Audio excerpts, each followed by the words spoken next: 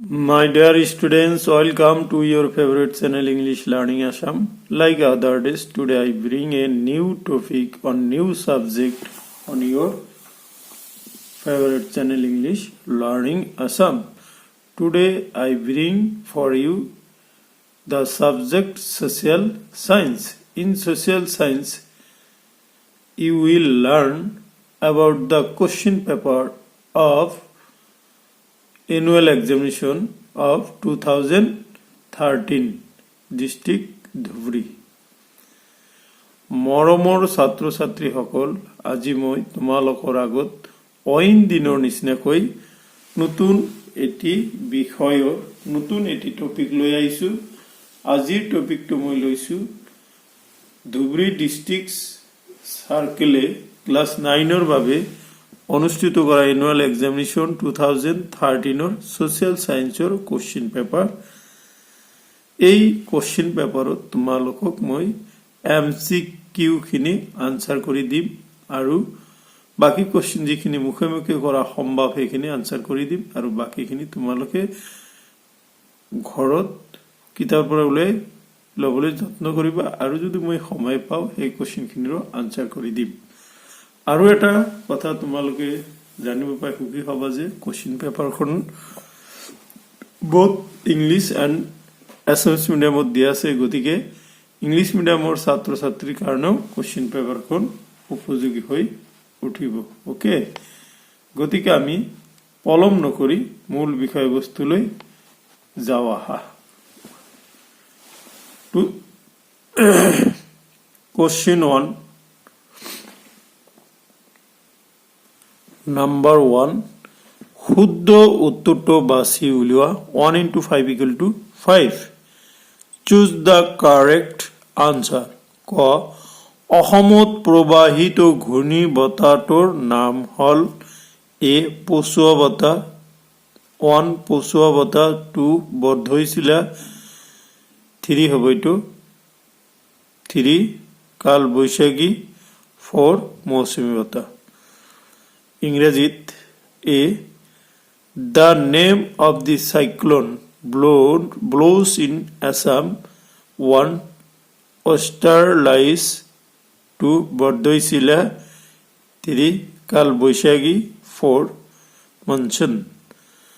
তোমালোকে জানা নহয় খুবই ইম্পৰ্টেন্ট কোশ্চেন এইটো সোধা হৈছে যে অসমত যিটো ঘূৰ্ণী বতাহ বয় এইটো চত বহাগ মাহত বয়, সেই ঘূৰ্ণী বতাহটোৰ নাম হল কি বৰ্ধৈচিলা। আৰু কাল বৈশাখীটো হল বেংগলত যিটো হয় ইয়াক কি বুলি কয়, পশ্চিমবংগত যিটো ধুমুহা ঘূৰ্ণী বতাহ হয় এইটো কাল বৈশাখী বুলি কোৱা হয়। ওকে, গতিকে অসমৰ ঘূৰ্ণী বতাহটোৰ নাম হ'ব বৰ্ধৈচিলা। এতিয়া আমি কোশ্চেন নাম্বাৰ খলৈ আহো। এছিয়া মহাদেশৰ দীৰ্ঘতম নদীখনৰ নাম হল 1 গংগা নদী, 2 নীল নদী, 3 ব্ৰহ্মপুত্ৰ নদী, 4 Yangtze Kiang. B The name of the longest river of Asia is 1 the Ganges, the Nile, 3 the Brahmaputra, 4 the Yangtze-Kiang. তো তোমাৰ লগত so the right answer will be what is এছিয়াৰ ভিতৰত দীৰ্ঘতম নদীখনৰ নাম হল কি ইয়াংচিকিয়াং। চীনত থকা ইয়াংচিকিয়াং নদীখনে হল এছিয়াৰ ভিতৰত আটাইতকৈ দীঘল নদী। পিটিও গ নম্বৰ কোশ্চেনটো হল 26 জানুৱাৰী দিনটো ভাৰতত কি দিৱস হিচাপে পালন কৰা হয়। 1 স্বাধীনতা দিৱস, 2 শিক্ষক দিৱস, 3 গণতন্ত্ৰ দিৱস, 4 শিশু দিৱস। সি as what day the 26th January is observed in India? A 1 Independence Day, 2 Teachers Day, 3 Republic Day, 4 Children's Day. So the correct answer will be what you have already know that 26th January is observed as what? Republic Day. আহি আছে নহয় 26 জানুৱাৰী দিনটোক আমি গণতন্ত্ৰ দিৱস হিচাপে পালন কৰো এটো তোমালোকে জানাই very easy question okay don't worry ঘ নম্বৰ কোন আহোম ৰজাৰ ৰাজত্বকালত সত্ৰ অনুষ্ঠানৰ ধ্বংস সাধন কৰা হৈছিল 1 শিৱসিংহ 2 ৰাজেশ্বৰ সিংহ 3 গৌৰীনাথ সিংহ 4 গদাধৰ সিংহ D. During the reign of which king did the destruction of Shatra institutions take place? 1. Shiva Singh 2. Rajeshwar Singh 3. Gaurinath Singh 4. Godadhar Singh তোমালোকে এই কোশ্চেনটো তোমালোকে অলপ ঘৰত চাবা তথাপি গদাধৰ সিংহটো হোৱাৰ সম্ভাৱনা বেছি তোমালোকে মিলাই চাবা দেই অংগ নম্বৰ কোশ্চেন লৈ আহো লোকসভাৰ মুঠ সদস্য সংখ্যা কিমান 1 545 2 547 3 250 4 126 E What is the total number of Lok Sabha members 1545 2 5 4 7 3 5 250 4 126 very easy question তোমালোকে নিশ্চয় তো পাবা এটা হ'ব কি 1 নম্বৰ 545 এতিয়া আমি কোশ্চেন নম্বৰ 2 লৈ আহো মৰুভূমিত বালিৰ পাহাৰ কেনেকৈ সৃষ্টি হয় এক নম্বৰ আছিল how are the sand dunes formed in the desert তিনি বায়ু প্ৰবাহ কেনেকৈ সংঘটিত হয় এক আছিল how does wind occur তাৰপিছত 4 নম্বৰ কোশ্চেন আফ্ৰিকা মহাদেশত পোৱা পাঁচবিধ জন্তুৰ নাম লিখা 2 নম্বৰ আছিল name 5 animals found in Africa এটা সহজ জিৰাফ জেব্ৰা সিংহ দুহিঙ্গিয়া গড় হাতী মানে এইখিনি আমি কত পাও আফ্ৰিকা মহাদেশত পাও 5 নম্বৰ বিধান পৰিষদ বুলিলে কি বুজা 2 নম্বৰ আছিল what do you mean by legislative council সংসদীয় 6 নম্বৰ সংসদীয় গণতন্ত্ৰ কি 2 number what is parliamentary democracy okay question number 7 বায়ুমণ্ডলত কার্বন ডাই অক্সাইড গ্যাসের পরিমাণ বৃদ্ধি হলে তার ফল কি হবে 2 নম্বর what are the effects of increase of carbon dioxide in the atmosphere question 8 জলবতাহ আৰু স্থল বতাহৰ এটা পাৰ্থক্য লেখা 2 number write a difference between sea breeze and land breeze okay question number 9 সংসদীয় চৰকাৰৰ দোষ উল্লেখ কৰা 2 mention two demerits of parliamentary form of government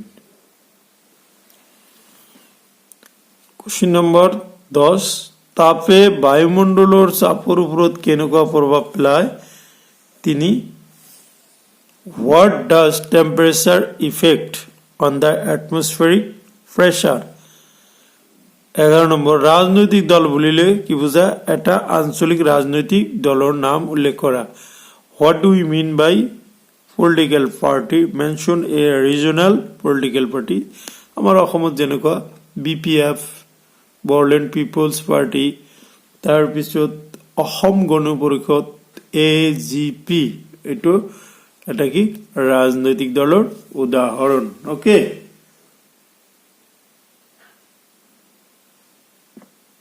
Now question 12 মৌসুমী বতাহ বুলিলে কি বুজা ইয়াৰ প্ৰভাৱ পৃথিৱীৰ কোন কোন অঞ্চল সুস্পষ্ট 3 নম্বৰ আছিল what do you mean by monsoon wind in which areas of the earth its impact is quite distinct okay 13 number to aha 13 নম্বৰত আছে কি পাৰস্য উপসাগৰৰ পশ্চিম উপকূল মৰুময় হোৱা সত্ত্বেও তাত নগৰ চহৰ গঢ়ি উঠিছে কিয়? In spite of being desert, the west shore of Persian Gulf has developed to towns and cities. Why? Question number 14 লৈ আহো ইউৰোপ মহাদেশখন শিল্প উদ্যোগত অগ্ৰগণী হোৱাৰ মূল কাৰণ তিনিটা লিখে তিনি write three main reasons of industrial development of Europe. Australia 15 Australia প্রচুর উন রপ্তানি কৰিব পৰাৰ কাৰণ কি? অস্ট্ৰেলিয়ায় প্ৰচুৰ উন ৰপ্তানি কৰাৰ কাৰণ কি? তিনি Australia exports large quantity of wool. Why? তাৰপিছত 16 নম্বৰ জনপ্ৰব্ৰজন বুলিলে কি বুজায়? ইয়াৰ সামাজিক প্ৰতিক্ৰিয়া কি? তিনি What do you mean by migration? What are its social effects? Question number 17 ভারতীয় কৃষি বজাৰ ব্যৱস্থাপনাৰ তিনিটা দুৰ্বলতা উল্লেখ কৰা Mention three weaknesses of agricultural market system in India. 18 number অস্ত্ৰ আইন কোনে কিয় গ্ৰহণ কৰিছিল লিখা Who adopt Arms Act and why? এতিয়া আমি 19 নম্বৰ অংকলৈ আহো 19 চাৰ্লছ উডৰ প্ৰেৰণ পত্ৰৰ মূল লক্ষ্য তিনিটা কি আছিল? 3 number What are the three main aims of Wood's dispatch?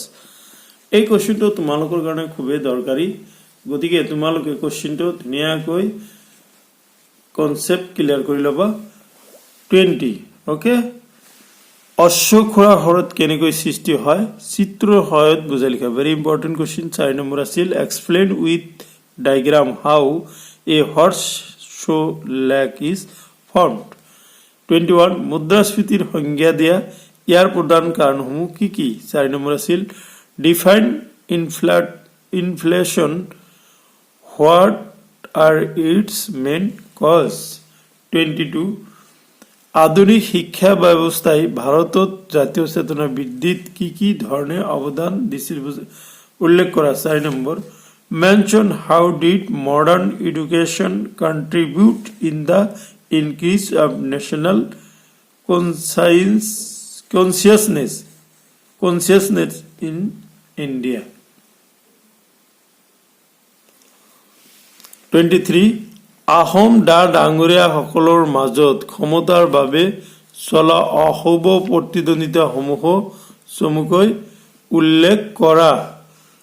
চমুকৈ আলোচনা কৰা 4 নম্বৰ আছিল discuss briefly about the unhealthy competition among the Ahom nobility for power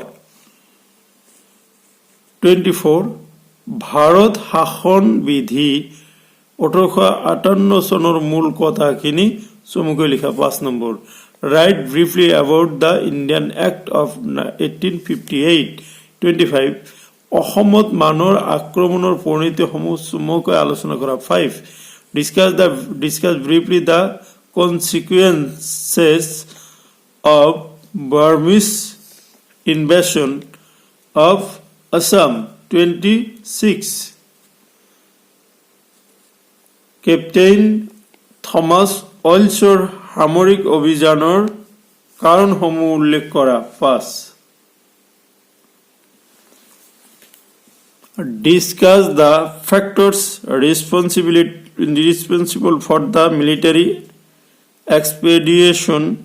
expedition of Captain Thomas Olsor 27 practical students will be evaluated by the concerned schools as per SEBA's guidelines তো মৰমৰ ছাত্ৰ ছাত্ৰীসকল এইখিনি আছিল আজিৰ বিষয়বস্তু আজি মই তোমালোকৰ আগত আলোচনা কৰিলো কি যে 2013 চনৰ সমাজ বিজ্ঞানৰ এনুৱেলৰ কোৱেশ্চন পেপাৰ এই কোৱেশ্চন পেপাৰটো তোমালোকৰ যিবিলাক ডিস্ট্ৰিক্টৰ গোট পৰীক্ষা হোৱা নাই সেইবিলাকৰ ডিস্ট্ৰিক্টৰ কাৰণে দৰকাৰী আৰু যিবিলাক আৰু অহা এনুৱেলৰ কাৰণে দৰকাৰী গতিকে তোমালোকে ঘৰত যিখিনি মই কোৱেশ্চন সলিউশন কৰি দিছো আৰু যিখিনি দিয়া নাই কোৱেশ্চন সলিউশন কৰি লবলৈ ট্ৰাই কৰিবা thank you for watching my channel English learning Assam